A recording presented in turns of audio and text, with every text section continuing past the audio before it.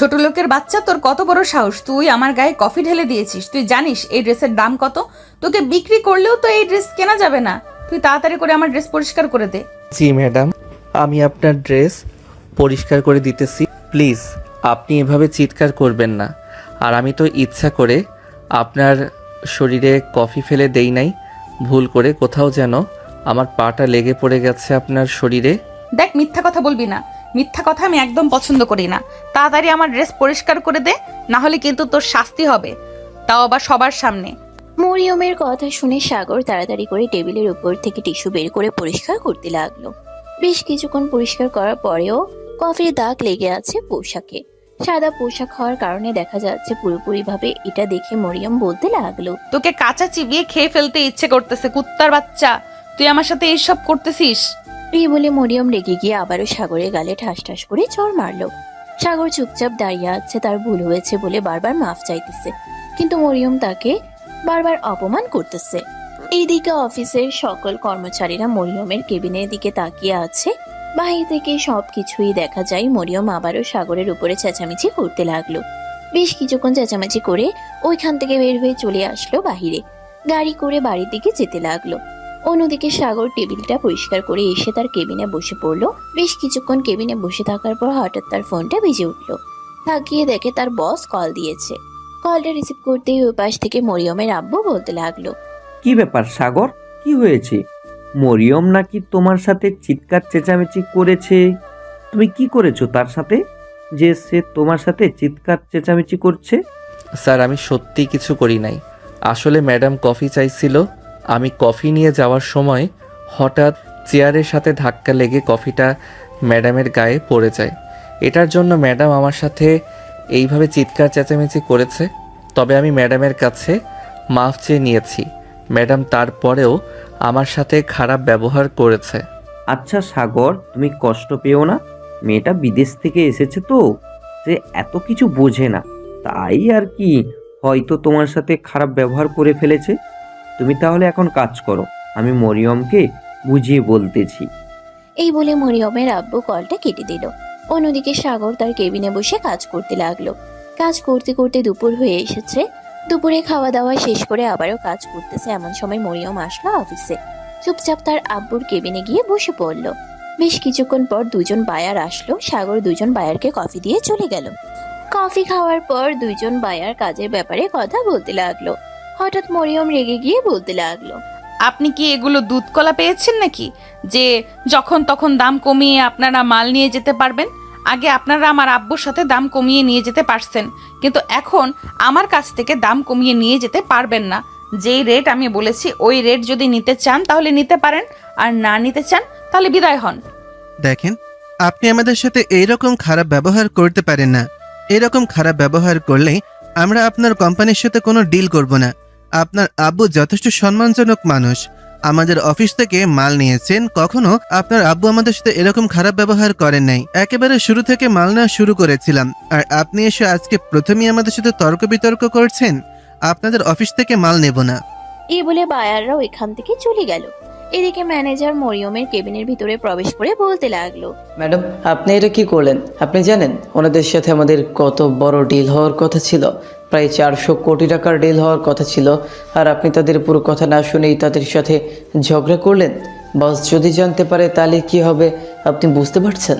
হ্যাঁ, আমি বুঝতে পারছি, তবে এই ব্যাপারটা আব্বুকে জানানোর দরকার নেই। আমি তাদের সাথে বিষয়টা হ্যান্ডেল করতেছি। মরিয়মের কথা শেষ হতে না হতে ওই পাশ থেকে মরিয়মের আব্বুর কল চলে আসলো। মরিয়ম কোনো রকম কলটা রিসিভ করে কানের কাছে নিতেই তার আব্বু বলতে লাগলো, তোকে অফিসে বসিয়েছি এইরকম কাজ করার জন্য নাকি? 400 কোটি টাকার কাজ আমি নিয়েছিলাম, আর তুই সবকিছু শেষ করে দিয়েছিস। তোর এই জায়গায় থাকার দরকার নেই, তুই চলে যাবি দেশে। মরিয়মের আব্বু এসব কথাবার্তা বলতেছে। এদিকে মরিয়ম কি বলবে বুঝতে পারতেছে না, চুপচাপ কথাগুলো শুনতেছে। এমন সময় মরিয়মের আব্বু আবারও বলতে লাগলো, তুই ফোনটা তাড়াতাড়ি সাগরের কাছে নিয়ে দে, আমি সাগরের সাথে কথা বলতেছি। তার ফোন বন্ধ, তাড়াতাড়ি যা। ম্যানেজার সাহেব, এই নিন ফোনটা, একটু মিস্টার সাগরকে দিয়ে আসেন। ম্যানেজার সাহেব তাড়াতাড়ি করে চলে আসলো। সাগরের কাছে ফোনটা দিতেই ওই পাশ থেকে মরিয়মের আব্বু বলতে লাগলো, সাগর, আমরা যে 400 কোটি টাকার প্রজেক্টের কাজ পেয়েছিলাম, ওই কাজটা ভুল করে মরিয়ম তাদের সাথে ঝগড়া করে কাজ বরবাদ করে দিয়েছি। তুমি একটু বায়ারদের সাথে কথা বলো। আমি জানি তুমি কথা বললে তারা আবারও ফিরে এসে কাজ দেবে। আচ্ছা স্যার, আমি দেখতেছি কি করা যায়। ম্যাডাম তাদের সাথে অনেক চিৎকার চেঁচামেচি করেছে, তারা রাগে বের হয়ে গেছে, বলেছে যে আর এই কোম্পানিকে কাজ দিবে না। হ্যাঁ ম্যানেজার সাহেব আমাকে সব কিছু বলেছে। তুমি একটু দেখো কি করা যায়। আমি জানি তুমি একমাত্র তাদেরকে ফিরিয়ে আনতে পারবে। সাগর তার বসের সাথে এইসব কথাবার্তা বলতেছে বেশ কিছুক্ষণ। এইসব কথাবার্তা চলার পর ফোনটা কেটে দিয়ে বায়ারকে ফোন দিল। ওই পাশ থেকে কলটা রিসিভ করেই বলতে লাগলো, মিস্টার সাগর, আমরা আপনাদের কোম্পানির সাথে আর কখনো ডিল করব না। এত বছর ধরে আপনাদের কোম্পানির সাথে কাজ করে এসেছি। আজ পর্যন্ত মিস্টার ফরিদ সাহেব আমাদের সাথে মাথা উঁচু করে কথাও বলে নাই। আর আজকে এখানে ফরিদ সাহেবের মেয়ে আমাদেরকে অপমান করেছে। আমরা এই অপমানের সাজা তাকে দিয়ে দিব। স্যার প্লিজ এমনটা করবেন না। এবারের মতো আমাকে বিশ্বাস করে আবার আসেন, আর কখনো আপনারা অপমানিত হবেন না। আমি বসের হয়ে আপনার কাছে মাফ চাইতেছি। প্লিজ স্যার, আপনি মাফ করে দেন। মাফ করতে পারি, তবে আর কোনোদিন যদি আমাদের সাথে এইরকম ব্যবহার করে তাহলে আমরা আপনাদের কোম্পানিকে মাটির সাথে বালুর সাথে মিশিয়ে ফেলবো। আশা করি আপনারা আমাকে খুব ভালো করেই চেনেন। এই কোম্পানিটা এতদূর নিয়ে আসার পেছনে আমার হাত আছে, আপনি বেশ ভালো করেই জানেন, কারণ আপনি সেই শুরু থেকে কাজ করছেন এই অফিসে। হ্যাঁ স্যার, আমি জানি। আপনি আবার একটু ফিরে আসেন, আমি আপনাকে কথা দিচ্ছি আপনাকে আর কেউ অপমান করবে না। এই বলে সাগর কলটা কেটে দিল। বেশ কিছুক্ষণ পর দুজন বায়ার আবারও চলে আসলো অফিসে। বসে বসে সাগরের সাথে কথা বলতেছে। এদিকে মরিয়ম রেগে আগুন হয়ে গেছে আর মনে মনে বলতেছে, আমি এই অফিসের বস, আর আমার সাথে তারা মিটিং করে না। সামান্য একটা কর্মচারীর সাথে তারা মিটিং করতেছে। আজকে ওরা যাক, এরপর এই কর্মচারীর বিচার আমি করে ছাড়বো। বায়াররা মিটিং কনফার্ম করে চলে আসলো মরিয়মদের অফিস থেকে। এদিকে সাগর বসে আছে। এমন সময় মরিয়ম এসে সাগরকে উদ্দেশ্য করে বলতে লাগলো, মিস্টার সাগর, আপনি একটু আমার কেবিনে আসেন তো, আপনার সাথে আমার জরুরি কিছু কথা আছে। জি ম্যাডাম, আসতেছি। আপনি আপনার কেবিনে যান, আমি কিছুক্ষণের মধ্যেই আসতেছি ফাইলটা রেডি করে। আর ওনারা আমাদের প্রোডাক্ট নিতে রাজি হয়েছে, অনেক টাকার প্রোডাক্ট নিবে ওরা। আর ম্যাডাম প্লিজ ওদের সাথে খারাপ ব্যবহার করবেন না। আপনি হয়তো নতুন এই অফিসে, তাই আপনি জানেন না কিভাবে কি করতে হয়। আপনি একটু আপনার আব্বুকে জিজ্ঞেস করবেন, দেখবেন আপনার আব্বু আপনাকে বলে দিবে কিভাবে কি করতে হয়। হয়েছে, আমাকে এত কিছু শেখাতে হবে না। তোমাকে যেটা বলেছি সেটা করো। তাড়াতাড়ি আমার কেবিনে আসো। আমি আমার কেবিনে গেলাম। এই বলে মরিয়ম চলে গেল তার কেবিনে। এদিকে সাগর ফাইলটা রেডি করে মরিয়মের কেবিনে চলে আসলো। এসে দেখে মরিয়ম হাতে একটা ছুরি নিয়ে বসে আছে। ছুরিটা দেখে সাগর কিছু বলল না। সাগর টেবিলের উপর ফাইলটা রেখে যেই চলে আসতে যাবে, এমন সময় মরিয়ম সাগরকে ডাক দিল আর বলতে লাগলো, মিস্টার সাগর, আপনি এদিকে আসেন, আপনার সাথে আমার কথা আছে। সাগর মরিয়মের কিছুটা সামনে যেতেই মরিয়ম চট করে সাগরের হাত ধরে তার হাতে থাকা ছুরিটা দিয়ে সাগরের হাতে আঘাত করতে লাগলো। সাগরের হাত থেকে টপ টপ করে রক্ত পড়তেছে। সাগর মরিয়মের চোখের দিকে তাকিয়ে আছে। বেশ কিছুক্ষণ এইভাবে যাওয়ার পর সাগরের হাত থেকে অনেকটুকু রক্ত বের হয়ে গেছে। তার মাথা বারবার চক্কর দিয়ে উঠতেছে। এটা দেখে সাগর তাড়াতাড়ি করে তার ক্ষতস্থানে হাত দিয়ে চাপ দিয়ে ধরে যেই চলে আসতে যাবে, এমন সময় মরিয়ম সাগরের শার্টের পিছনের কলার টেনে ধরলো আর বলতে লাগলো, কোথায় যাচ্ছিস? তোর জন্য বারবার আমি অপমানিত হই। আজকে তো তোকে আমি এমন অবস্থা করব যাতে তুই আর এই অফিসে আসতেই না পারিস। তুই আমার আব্বুর কাছে আমাকে অপমানিত করেছিস, বায়ারদের কাছে তুই আমাকে অপমানিত করেছিস। এটার শাস্তি তোকে আমি এখন দেব। ম্যাডাম প্লিজ ছেড়ে দেন আমাকে, হাত থেকে প্রচুর রক্ত পড়তেছে। এখন যদি আমি হাসপাতালে না যাই তাহলে আমার কি হবে এটা আমি নিজেও জানি না। তুই মরে যা। তুই মরে গেলেও তো আমার জন্যই ভালো হবে। তোর মতো বিষের কাঁটা আমাকে আর ফুটাতে পারবে না। ম্যাডাম এতিমের উপর এইভাবে অত্যাচার করতেছেন? আচ্ছা করেন, যদি মরে যাই তাহলে আপনার আব্বুকে আর অফিসের কিছু লোকদেরকে বলবেন যে একটা জায়গায় কবর দিয়ে আসার জন্য। আমার তো আর কেউ নেই যে আমাকে কবর দিবে। সাগরের কথা শুনে মরিয়ম সাগরের শার্টের কলার ছেড়ে দিল, কিন্তু সাগর সেই জায়গা থেকে একটুকুও সামনে এগিয়ে গেল না। আর 2-3 মিনিট এইভাবে দাঁড়িয়ে থাকার পর চট করে মাটিতে লুটিয়ে পড়লো সাগর। কিছু পড়ে যাওয়ার শব্দ শুনে ম্যানেজার তাড়াতাড়ি করে পাশের কেবিন থেকে চলে আসলো। মরিয়মের কেবিনে এসে দেখে পুরো কেবিন রক্তাক্ত অবস্থা হয়ে আছে। ম্যানেজার নিচের দিকে তাকাতেই দেখতে পেল সাগর মাটিতে পড়ে আছে, তার হাত থেকে এখনো রক্ত পড়তেছে। ওইটা দেখে ম্যানেজার বলতে লাগলো, ম্যাডাম, আপনি এটা কি করলেন? আপনি জানেন এই ছেলেটা এতিম, তার এত বড় ক্ষতি করলেন আপনি? আপনার বাবার টাকা আছে বলে এতই অহংকার করবেন? ছি ম্যাডাম, ছি। আপনাকে ভালো ভেবেছিলাম আর আপনি এরকম করলেন। সামান্য একটা এতিম ছেলেকে আপনি এইভাবে মৃত্যুর মুখে ঠেলে দিলেন। এই, কে কোথায় আছো? তাড়াতাড়ি এইদিকে আসো।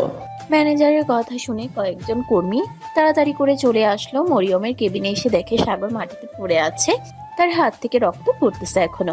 ম্যানেজার তার পকেট থেকে রুমালটা বের করে তাড়াতাড়ি সাগরের হাত বেঁধে দিল, যাতে আর রক্ত না বের হতে পারে। সবাই মিলে ধরাধরি করে নিয়ে চলে আসলো নিচে। ম্যানেজার গাড়িতে উঠিয়ে তাড়াতাড়ি করে ম্যানেজার সাগরকে নিয়ে চলে আসলো হাসপাতালে। ডাক্তার সাগরের এরকম অবস্থা দেখে তাড়াতাড়ি করে ভর্তি করিয়ে দিল। হাতের যে ক্ষতস্থান আছে সেই ক্ষতস্থান পরিষ্কার করে ব্যান্ডেজ করে দিল।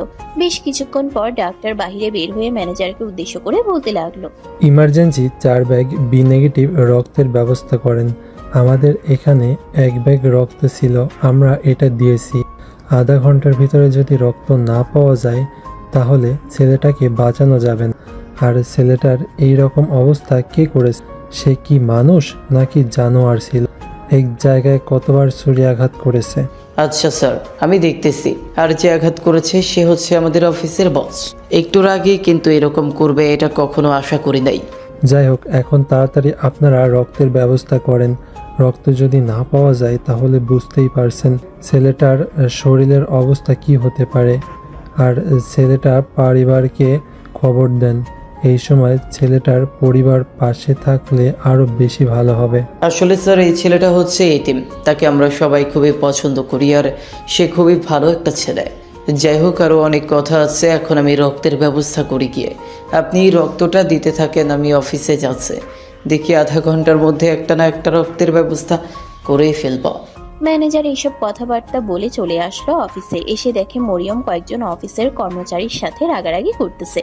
এটা দেখে ম্যানেজার কিছুটা রেগে গিয়ে মরিয়মকে উদ্দেশ্য করে বলতে লাগলো, আপনার মতো অফিসের বস থাকার চাইতে না থাকাই ভালো। আর আমরা আপনার অফিসে চাকরি করি বলে যে আপনি আমাদের যা ইচ্ছে তাই বলতে পারেন তা না। আমাদেরও জীবন আছে, আমরাও মানুষ। ঠিক আপনার মতো আমরা গরু ছাগল না যে আপনি যেটা বলবেন আমরা সেটাই করব। আর সবাইকে উদ্দেশ্য করে বলতেছি, তোমাদের মধ্যে থেকে বি নেগেটিভ রক্তের গ্রুপ কার, তোমরা তাড়াতাড়ি একটু বলো। যদি এখানে না পাই তাহলে অন্যান্য মেডিকেল হাসপাতালেও দেখতে হবে। জি স্যার, আমাদের 4 জনের বি নেগেটিভ রক্তের গ্রুপ। আমরা রক্ত দিতে রাজি আছি। আমরা সাগরকে বাঁচাবো। চলেন স্যার আমাদেরকে নিয়ে। আর এই অফিসে চাকরি করার প্রয়োজন মনে করি না। জীবনে বেঁচে থাকলে রিক্সা চালিয়েও খাওয়া যাবে। কাল থেকে আমরা রিক্সা চালাবো। তারপরেও এই ডাইনির অফিসে কাজ করবো না। ভালো ভালো পড়াশোনা দেয় তো, তার জন্য এই ডাইনি আমাদের উপর অত্যাচার শুরু করে দিয়েছে। এই বলে কর্মীগুলো ম্যানেজারের সাথে চলে আসলো হাসপাতালে। 4 জন 4 ব্যাগ রক্ত দিয়ে দিল। সাগরের এখনো জ্ঞান ফিরে নাই, রক্ত যাচ্ছে এখনো। রক্ত দেওয়া শেষ হতেই ম্যানেজার কর্মীদেরকে উদ্দেশ্য করে বলতে লাগলো, তোমরা এখানে কিছুক্ষণ শুয়ে থাকো আর এই নাও কিছু টাকা। বাইরে থেকে ডাবার ভালো কিছু জিনিস খেয়ে নিও। রক্ত দিয়েছ, শরীরটা এখন হয়তো ক্লান্ত লাগবে। স্যার, টাকা লাগবে না। আমরা একটা মানুষের জীবন বাঁচিয়েছি, এটাই অনেক। আর আপনি বসকে ফোন দিয়ে জানান, যদি বস আবার আমাদের অফিসে ফিরে আসে তাহলে আমরা চাকরি করব। আর যদি না ফিরে আসে, তার মেয়েকে যদি অফিসের বস বানিয়ে রাখে তাহলে আমরা আর চাকরি করবো না। এখন ফোন দেওয়া যাবে না, এখন স্যার ব্যস্ত আছেন। আমি রাতের বেলা কল দিব। রাতের বেলা বস বাসায় থাকে আর ফ্রি থাকবে হয়তো সেই সময়। আর তোমরা এখন বাসায় চলে যাও, অফিসে যাওয়ার দরকার নেই। 2-3 দিন রেস্ট করো, পরে আমি দেখি বস কি করে। তার কোম্পানি যদি বাঁচাতে চায় তাহলে তোমাদের আর সাগরকে অবশ্যই প্রয়োজন হবে। আর যদি বাঁচাতে না চায় তাহলে কোম্পানি গুল্লায় যাক, তাতে আমাদের কিচ্ছু যায় আসে না। কর্মীগুলো কিছুক্ষণ শুয়ে থেকে চলে গেল। এইদিকে ম্যানেজার সাগরের পাশে বসে আছে। এমন সময় ডাক্তার আসলো, ম্যানেজারকে উদ্দেশ্য করে বলতে লাগলো, আপনি কোনো চিন্তা করবেন না। আর অবস্থা এখন কিছুটা ভালো হয়েছে। রক্ত শূন্যতা আস্তে আস্তে কমিয়ে আসছে। তবে এখানে একজন মানুষ থাকলে খুব ভালো হতো আর খেয়াল রাখার জন্য। ডাক্তার, নার্সের প্রয়োজন হলে নার্স রেখে দেন। একজনের জায়গায় 2 জন রাখেন, যাতে কোনো সমস্যা না হয়। টাকা আমি দিব। আচ্ছা, আমি দেখতেছি কি করা যায়। ততক্ষণ আপনি এখানে বসে থাকেন। ডাক্তার বসে রইল। অন্যদিকে মরিয়ম আর অফিসে না থেকে সোজা চলে আসলো বাসায়। কলিং বেল দিতেই তার আম্মু এসে দরজা খুলে দিল। মরিয়মকে আসতে দেখে বলতে লাগলো, কিরে, আজকে এত তাড়াতাড়ি চলে আসলি অফিস থেকে? আর তোকে এই রকম দেখাচ্ছে কেন? তোর কি হয়েছে? অফিসে আবার কিছু করেছিস নাকি কাউকে? মরিয়ম কিছু না বলেই সোজা চলে গেল তার রুমে। ফ্রেশ হয়ে বসে আছে। এদিকে মরিয়মের আম্মু ফোন দিল মরিয়মের আব্বুর কাছে। মরিয়মের আম্মুর কল পেয়ে ফোনটা রিসিভ করলো আর বলতে লাগলো, কি ব্যাপার, তুমি হঠাৎ এই সময় কল দিয়েছো? কিছু দরকার নাকি? দরকার তো আমার না, দরকার তো হচ্ছে তোমার। একটু অফিসে ম্যানেজারকে ফোন দিয়ে জিজ্ঞেস করো তো তোমার মেয়ে কি করেছে। সে কিছুক্ষণ আগে বাসায় চলে এসেছে, মনে হয় অফিসে কিছু একটা করে এসেছে। আচ্ছা, আমি ফোন দিতেছি, দেখতেছি কি হয়েছে অফিসে। এই বলে মরিয়মের আব্বু কলটা কেটে দিয়ে ফোন দিল ম্যানেজারের কাছে। ম্যানেজার তার বসের কল পেয়ে সাথে সাথে কলটা রিসিভ করলো আর বলতে লাগলো, স্যার আপনি ফোন দিয়েছেন, ভালো হয়েছে। আমি ভেবেছিলাম রাতের বেলা আপনাকে কল দিব, এখন আপনি নিজেই কল দিয়েছেন। কল দিলাম জরুরি দরকারে। অফিসে কি হয়েছে? মরিয়ম কি কাউকে কিছু করেছে নাকি? কাউকে আবার কিছু করেছে নাকি আপনি জিজ্ঞেস করতেছেন? আপনার মেয়ে তো মৃত্যুর অবস্থায় পাঠিয়ে দিয়েছে সাগরকে। একটা এতিম ছেলের উপরে এইভাবে অত্যাচার করেছে, আমার এখন কান্না আসতেছে। আমি এত বছর কার অফিসে চাকরি করলাম। আপনাকে স্যার আমরা ভালো ভাবতাম, কিন্তু আপনার মেয়ে যে এরকম হবে এটা কখনোই আশা করি নাই। মানে সাগরের কি হয়েছে? আর তুমি কোথায় আছো? আর কে মেডিকেল হাসপাতালে আছি, 218 নম্বর কেবিনে। সাগরের শরীরে এখনও রক্ত চলছে, প্রায় 5 ব্যাগ রক্ত লাগতেছে তার শরীরে দেওয়ার জন্য। আপনি যদি সময় পান তাহলে একবার দেখে যান ছেলেটাকে। এতিম ছেলে তো, তাই আর কি কেউ গুরুত্ব দেয় না। এই ছেলেটা যদি না থাকতো তাহলে আপনার কোম্পানি এতদিনে এত বড় হতো না। অক্লান্ত পরিশ্রম করে এসেছে ছেলেটা, আর আজকে বাগদের সাথে কথা বলে অনেক বড় একটা প্রজেক্ট আনলো। সেই প্রজেক্ট আপনার মেয়ে প্রথমেই রিজেক্ট করে দিয়েছিল, পরে তো আশা করি আপনি জানেন কি হয়েছে। আচ্ছা, আমি সন্ধ্যার দিকে আসতেছি, একটা মিটিংয়ে আছি তো, মিটিংটা শেষ করে আসতেছি। ঠিক আছে, আপনি আসেন তাহলে, আমি এখানেই আছি। এই বলে ম্যানেজার কলটা কেটে দিল। অন্যদিকে মরিয়মের আব্বু মিটিং শেষ করে চলে আসলো বাসায়। এসে দেখে মরিয়ম চুপচাপ বসে টিভি দেখতেছে। মরিয়মের আব্বু মরিয়মের সামনে গিয়ে ঠাস ঠাস করে মরিয়মের গালে চড় মেরে দিল 2টা। এটা দেখে মরিয়মের আম্মু বলতে লাগলো, কি ব্যাপার, তুমি আমার মেয়ের গালে এভাবে চড় মারলে কেন? আমার মেয়ে কি অপরাধ করেছে যে তুমি এইভাবে চড় মারলে? এইভাবে চড় মারছি জরুরি কারণে। তোমার মেয়ে জানো কি করেছে? আমার অফিসটা ধ্বংস করে দেওয়ার জন্য নেমেছে। এমনকি আমার অফিসের একজন কর্মী, তার হাতের অবস্থা এমন করেছে যে একই জায়গায় বারবার ছুরির আঘাত করেছে। ছেলেটা এতিম, সে সেই প্রথম থেকে আমাদের অফিসটাকে এত বড় করে নিয়ে এসেছে তার ট্যালেন্টেড এবং অন্যান্য জিনিসের মাধ্যমে। আর তোমার মেয়ে কিনা সেই ছেলেটার সাথেই এই রকম করলো। ছেলেটা যদি মারা যেত তাহলে আমি অফিসের কর্মীদের কি জবাব দিতাম? তোমার মেয়েকে অফিসে পাঠিয়ে আমি অনেক বড় ভুল করেছি। কালকে থেকে যাতে তোমার মেয়ে আর অফিসে না যায় আমার। আর শোন, তুই এই মাসে 18 দিন গিয়েছিস, এই 18 দিনের টাকা আমি তোকে দিয়ে দিতেছি। কাল থেকে তুই আর অফিসে যাবি না। আর তোর মতো মেয়ে আমার দরকার নেই, তোর যেখানে ইচ্ছা সেখানে চলে যা। এই বলে মরিয়মের আব্বু চলে আসলো উপরে, ড্রেস চেঞ্জ করে আবারও নিচে এসে গাড়িটা নিয়ে হাসপাতালের উদ্দেশ্যে রওনা দিল। এদিকে মরিয়মের আম্মু মরিয়মকে উদ্দেশ্য করে বলতে লাগলো, মরিয়ম, তুই যেই কাজটা করেছিস সেটা একদম ঠিক করিসনি। তুই জানিস ওই ছেলেটা তোর বাবার জন্য কি কি করেছে? তোর বাবাও মৃত্যুর শয্যায় ছিল, তোর বাবাকে রক্ত দিয়ে ওই ছেলেটা বাঁচিয়েছে। সে এতিম, তার তো কেউ নেই। সে এখন যদি মরে পড়ে থাকে বাড়িতে, তাহলে তাকে দেখার মতো কেউ থাকবে না। তার লাশটা যে বাড়ি থেকে বের করে নিয়ে এসে কবর দিবে, সেই রকম মানুষও নেই। তুই কেন এমন করিস বলতো? তোর বাবার টাকা আছে বলে কি তুই এমন করিস? মারে, এই দুনিয়ায় টাকা দিয়ে হয়তো চলা যায়, কিন্তু পরকালে কখনোই এই টাকা তোর মূল্য দিবে না। তুই মানুষের সাথে কেমন ব্যবহার করিস, মানুষের সাথে কিভাবে চলাচল করিস, মানুষটা কিভাবে এই আচার ব্যবহার তোর পরকালে হিসাব হবে। এই টাকা হিসাব হবে না।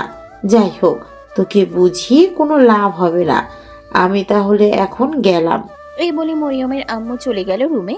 এদিকে মরিয়ম চুপচাপ বসে আছে। বেশ কিছুক্ষণ বসে থাকার পর মরিয়ম তার রুমে এসে সোজা চলে গেল ওয়াশরুমে। শাওয়ারটা ছেড়ে দিয়ে চোখ বন্ধ করে চুপচাপ দাঁড়িয়ে আছে আর মনে মনে বলতেছে, আমি মনে হয় সত্যি অনেক বড় অন্যায় করে ফেলেছি।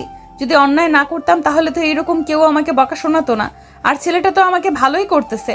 ছেলেটার জীবন এইভাবে আমি শেষ করে দিতে চেয়েছিলাম। আম্মু ঠিকই বলেছে, অহংকার করে কি লাভ হবে, পরকালে তো এই অহংকারের শাস্তি পেতেই হবে। আমাকে এখন ভালো হতে হবে, আমি এখন ভালো হব, আর কারো কোনো ক্ষতি করব না। মরিয়ম এসব কথা চোখ বন্ধ করে চিন্তা ভাবনা করতেছে। বেশ কিছুক্ষণ এরকম ভাবে চিন্তা ভাবনা করার পর শাওয়ারের নিচ থেকে চলে আসলো তার রুমের ভিতরে। ড্রেস চেঞ্জ করে বিছানায় শুয়ে পড়লো। কখন যে ঘুমিয়ে গেছে খেয়াল নেই।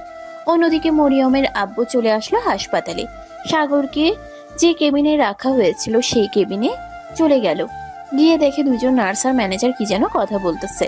ম্যানেজার তার বসকে দেখে বলতে লাগলো, স্যার দাঁড়িয়ে আছেন কেন? ভেতরে আসেন। মরিয়মের আব্বু ভিতরে চলে গেল। সাগরের মাথার কাছে দাঁড়িয়ে সাগরের দিকে ভালোভাবে কয়েক পলক তাকিয়ে ম্যানেজারকে উদ্দেশ্য করে বলতে লাগলো, ম্যানেজার, সাগরের কি এখনো জ্ঞান ফেরে নাই? আর ডাক্তার কি বলেছে, তার জ্ঞান কখন ফিরবে? ডাক্তার তো বলেছে কয়েক ঘন্টার মধ্যে তার জ্ঞান ফিরে যাবে। প্রায় অনেকক্ষণ তো হয়ে গেছে, এখনও জ্ঞান ফিরে নেই। হয়তো আরও কিছু সময় লাগবে, এরপরে জ্ঞান ফিরবে। ও আচ্ছা, সাগরকে দেখার জন্য এই দুইজন নার্স রেখেছো? জি স্যার, ওনাদের দুজনকে এখানে রেখেছি কারণ সাগরের কখন জ্ঞান ফিরবে কে জানে। আর আমি তো এখানে বেশিক্ষণ থাকতে পারবো না, বাসায় যেতে হবে। তাই আর কি ডাক্তারকে বলে ওদের দুজনকে এখানে রেখে দিয়েছি। যা টাকা দেওয়ার আমি দিব। তুমি টাকা দিবে কেন? যেহেতু আমার মেয়ে এরকম করেছে, তোমার টাকা দেওয়ার প্রয়োজন হবে না। সব টাকা অফিস থেকে বহন করা হবে। সরি স্যার, আমি আর চাই না আপনাদের অফিস থেকে কোনো কর্মীর অসুস্থতার টাকা দেওয়া হোক। টাকা দরকার পড়লে আমার চলে যাক, তারপরেও আমি মানুষজনকে বাঁচাবো। আপনার মেয়ে যেদিন ভালো হবে সেই দিন আমি মনে করব যে আপনাদের অফিস থেকে টাকা নেওয়া এখন প্রয়োজন হবে। তখন আমি আপনাদের অফিস থেকে টাকা নিয়ে ওই অসুস্থ লোকটাকে দিব, এর আগে দিব না। ম্যানেজার এইসব কথাবার্তা বলতেছে। বেশ কিছুক্ষণ এইসব কথাবার্তা বলার পর মরিয়মের আব্বু বলতে লাগলো, আচ্ছা, তাহলে আমি এখন বাসায় চলে যাই। আর যদি কোনো প্রয়োজন হয় তাহলে আমাকে অবশ্যই কল দিয়ে জানাবে, আমি আবার চলে আসব। আর নার্স, আপনারা এই ছেলেটারে একটু খেয়াল রাখবেন। এই ছেলেটা যাতে কোনো সমস্যা না হয় সেই দিকে একটু দেখবেন। ওনার কোনো কিছুই হবে না। আমরা তো নার্স, মানুষকে সেবা দেওয়ার জন্যই তো এখানে আছি। ওনার পর্যাপ্ত পরিমাণে দেখাশোনা করব, আপনারা চলে যান। নার্স এইসব কথাবার্তা বলতেছে। বেশ কিছুক্ষণ এইসব কথাবার্তা বলার পর মরিয়মের আব্বু আর ম্যানেজার চলে গেল দুজন দুজনের বাসায়। রাত 11:15 এমন সময় সাগরের জ্ঞান ফিরল। সাগরের জ্ঞান ফিরতেই নার্স বলতে লাগলো, নড়াচড়া করবেন না বেশি, এভাবে শুয়ে আছেন, এভাবে শুয়ে থাকবেন। আপনার এখনও রক্ত চলাচল করতেছে। আমাকে এখানে কে নিয়ে এসেছে আপনারা একটু বলতে পারবেন? বললে খুবই ভালো হতো। দেখে তো মনে হলো অফিসের ম্যানেজার আপনাকে নিয়ে এসেছে। তবে বিকেলবেলায় সেই অফিসের বসও মনে হয় এসেছিল, তখন ম্যানেজার বসের সাথে ঝগড়া করছে। ও আচ্ছা, আমার রক্ত চলাচল শেষ হলে আমি কি বাসায় চলে যেতে পারবো? আজকের রাত এখানেই থাকতে হবে আপনাকে, কালকে আপনি যেতে পারেন। আচ্ছা, আপনি একটু ডাক্তারকে ডেকে নিয়ে আসেন। আমি ডাক্তারের সাথে কথা বলবো রিলিজ দেওয়ার জন্য, যাতে আমি সকাল সকাল এই হাসপাতাল থেকে বের হতে পারি। আর হাসপাতালে বিল তো দেওয়া হয় নাই, আমি বিলটাও দিয়ে যাব। আচ্ছা, আপনি শুয়ে থাকেন, আমি ডক্টরকে ডেকে নিয়ে আসতেছি। ডাক্তার এখনো মনে হয় যায় নাই। এই বলে একজন নার্স ওইখান থেকে চলে আসলো ডাক্তারের কেবিনে। এসে দেখে ডাক্তার রেডি হচ্ছে বাসায় যাওয়ার উদ্দেশ্যে। নার্স ডাক্তারকে উদ্দেশ্য করে বলতে লাগলো, ডাক্তার সাহেব, আপনাকে ওই রোগীটা ডাকছে, আপনি একটু দেখা করে আসেন তো।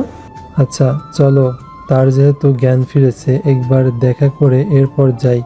কালকে সকালে এসে যদি পরিবর্তন দেখি তাহলে তাকে রিলিজ দিয়ে দিব। হ্যাঁ ডাক্তার, চলেন তাহলে। ডাক্তার চলে আসলো তার কেবিন থেকে সাগরের কেবিনে। এসে দেখে সাগর এখনো শুয়ে আছে, রক্ত চলাচল করতেছে। ডাক্তার সাগরকে দেখা শেষ করে বলতে লাগলো, এখন প্রায় অনেকটা সুস্থ আছেন আপনি। কালকে সকালে এসে আপনাকে রিলিজ দিয়ে দিব। কালকে সকালে রিলিজ দিতে হবে না আপনার, এসে আপনি এখন দিয়ে যান, আমি বিল পরিশোধ করে দিতেছি। আমি কালকে সকালবেলা 7টার দিকে এখান থেকে চলে যাব। যে আপনাকে ভর্তি করেছে তার সাইন ছাড়া তো আমি আপনাকে ছাড়তে পারি না। সে আপনাকে নিয়ে এসেছে, তার সাইন লাগবে আপনাকে ছাড়ার জন্য।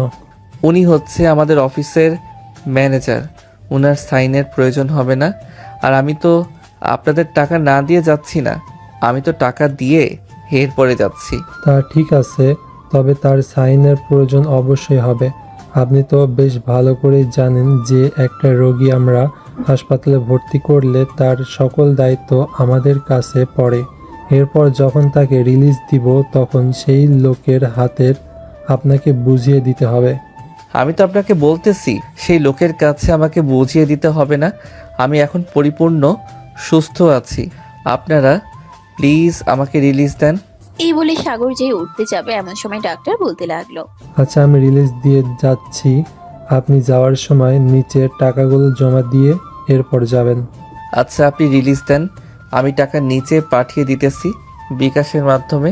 আচ্ছা, তাহলে আপনি পাঠিয়ে দেন, আমি রিলিজ দিয়ে দিতেছি। সাগর তার ফোন থেকে টাকা পাঠিয়ে দিল। বেশ কিছুক্ষণ পর ডাক্তার সাগরকে রিলিজ দিয়ে দিল। এদিকে সাগর সারা রাত থেকে পরের দিন সকাল হতেই তাড়াতাড়ি করে চলে আসলো বাসায়।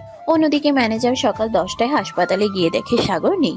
সাগরকে না দেখতে পেয়ে ডাক্তারকে উদ্দেশ্য করে বলতে লাগলো, ডাক্তার, কালকে না একটা পেশেন্ট ভর্তি করিয়ে দিয়ে গেলাম, সে কোথায় গেছে? তাকে তো তার কেবিনে দেখতে পাচ্ছি না। আপনি তাকে তার কেবিনে দেখবেন কিভাবে? সে তো সেই সকাল 7টার দিকে এখান থেকে চলে গেছে, আর গতকালকে রাতেই হাসপাতালের বিল পরিশোধ করে দিয়েছে সব। আপনি আমাকে একটা ফোন দিতে পারতেন। তার শরীরের কন্ডিশন কেমন ছিল? ভালো হয়েছিল তো? হ্যাঁ, তার শরীরের কন্ডিশন খুবই ভালো ছিল। এটার জন্য আমি রিলিজ দিতে বাধ্য হয়েছিলাম, আর সেও অনেক জোরাজোরি করছিল, তাই আর কি রিলিজ দিয়ে দিয়েছিলাম। ও আচ্ছা, বেশ ভালো করেছেন। এই বলে ম্যানেজার ওইখান থেকে সোজা চলে গেল অফিসে। অন্যদিকে সাগর বাড়িতে গিয়ে অফিসের জন্য কোনো রকম রেডি হয়ে চলে আসলো একটা হোটেলে। 2টা রুটি খেয়ে আবার অফিসের দিকে রওনা দিল। বেশ কিছুক্ষণ পর চলে আসলো অফিসে। সাগরকে দেখে ম্যানেজার বলতে লাগলো, সাগর, তুমি এই অসুস্থ শরীর নিয়ে অফিসে এসেছো কেন? বাসায় চলে যাও, বাসায় গিয়ে রেস্ট নাও, তোমার রেস্টের প্রয়োজন। আমার রেস্টের প্রয়োজন নেই স্যার, আর আমি এখন ভালো আছি। এখন আর আমার কোনো সমস্যা নেই, আমি এখন কাজ করতে পারবো। আর এই মাস শেষ হলে আমি এখান থেকে চাকরিটা ছেড়ে দিব। আচ্ছা, এটা তোমার জন্য আরও বেশি ভালো হবে, কারণ এই জমের অফিস থেকে চলে যাওয়াই ভালো। আমিও সিদ্ধান্ত নিয়েছি, চলে যাব। সাগর ম্যানেজারের সাথে কথা বলতেছে। এইদিকে মরিয়ম অফিসের ভিতরে প্রবেশ করে দুজনের এই কথাগুলো শুনে চুপচাপ চলে আসলো তার কেবিনে। সাগর ম্যানেজারকে আর কিছু না বলে তার কেবিনে এসে বসে কাজ করতে লাগলো। বেশ কিছুক্ষণ কাজ করার পর সাগর বলতে লাগলো, উফ, শরীরটা আবার এরকম লাগতেছে কেন? এটা বলেই টেবিলের উপরে থাকা পানিটা খেতে লাগলো। এদিকে মরিয়ম তার কেবিনে থেকে সাগরের প্রত্যেকটা জিনিস খেয়াল করতেছে। মরিয়ম যেই উঠে সাগরের কাছে যেতে যাবে এমন সময় ম্যানেজার সাগরের কাছে গিয়ে বলতে লাগলো, সাগর, তোমার কি হয়েছে? এরকম করতেছো কেন?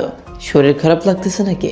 আসলে স্যার, মাথাটা কেমন যেন চক্কর মারতেছে, আর শরীরটাও কেমন যেন করতেছে। তোমাকে বললাম যে আজকে আসার প্রয়োজন নেই, তারপরেও তুমি আজকে এসেছো। চলো, তোমাকে বাসায় পৌঁছে দিয়ে আসি। অফিসে থাকতে হবে না, 2-3 দিন রেস্ট করাও। বাড়িতে একা একা কি করব? বাড়িতে তো আর কেউ নেই যে তার সাথে বসে বসে গল্প করব। এখানেই থাকি, এখানেই আমার ভালো লাগতেছে। আচ্ছা, তাহলে তুমি এখানে বসে থাকো, তোমার কাজ করার প্রয়োজন নেই, আমি কাজ করতেছি। এই বলে ম্যানেজার সাগরের যতগুলো ফাইল ছিল সবগুলো ফাইল নিয়ে চলে আসলো তার কেবিনে। সাগর চুপচাপ তার কেবিনে বসে আছে। বেশ কিছুক্ষণ বসে থাকার পর সাগর বলতে লাগলো, এখন তো আর ক্লান্ত লাগতেছে না, এখন একটা ফাইল নিয়ে এসে কাজ করতে থাকি। ম্যানেজার তো ফাইলগুলো নিয়ে গেছে, উনি তো দিবে না। আমি বরং ম্যাডামের কাছ থেকে একটা ফাইল নিয়ে আসি। এই বলে সাগর হাঁটতে হাঁটতে চলে আসলো মরিয়মের কেবিনে। দরজা ঠেলে ভিতরে প্রবেশ করতেই সাগরের মাথাটা চক্কর দিয়ে পড়ে গেল নিচে। মরিয়ম ম্যানেজারকে ডাকতে লাগলো। ম্যানেজার দৌড়ে আবার মরিয়মের কেবিনে এসে দেখে সাগর মাটিতে পড়ে আছে। এটা দেখে ম্যানেজার বলতে লাগলো, ম্যাডাম, আপনি বারবার কেন এই এতিম ছেলেটার উপর অত্যাচার করেন বলেন তো? ছেলেটাকে যদি আপনার ভালো না লাগে তাহলে অফিস থেকে বের করে দেন, তারপরেও এরকমভাবে এতিম ছেলের উপরে অত্যাচার করবেন না। আপনার হয়তো মায়া দয়া নেই, কিন্তু আমাদের তো মায়া দয়া আছে। আমি এখন তাকে কোনো কিছুই করি নাই। সে আমার রুমের ভেতরে প্রবেশ করার পরে মাথাটা চক্কর দিয়ে পড়ে গেছে নিচে, তখন আমি আপনাকে সাথে সাথে ডাক দিয়েছি। ম্যানেজার আর কিছু না বলে সাগরকে নিয়ে ধরাধরি করে সোফায় শুয়ে দিল। সাগরের মুখে পানি ছিটা দিতেই সাগরের জ্ঞান ফিরল। সাগর যেই উঠে যেতে যাবে এমন সময় মরিয়ম বলতে লাগলো, চুপচাপ এখানে শুয়ে থাকেন, যদি আবার উঠে যান তাহলে কিন্তু আপনার অনেক ক্ষতি করব। এবার অনেক বড় ক্ষতি করব যদি আমার কথা না শোনেন। সাগর চুপচাপ সোফায় শুয়ে রইল।